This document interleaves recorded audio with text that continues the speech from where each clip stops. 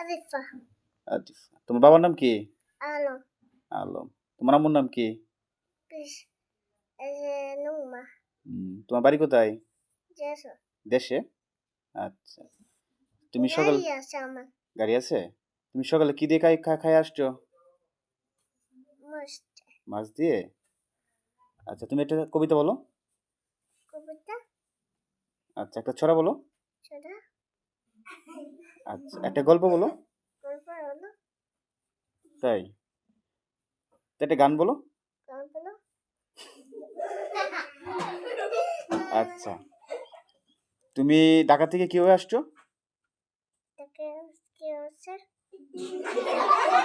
তুমি এইখানে, এই আদিবা, তুমি এইখানে কিভাবে আসছো? আসছে। হ্যাঁ? আসছে।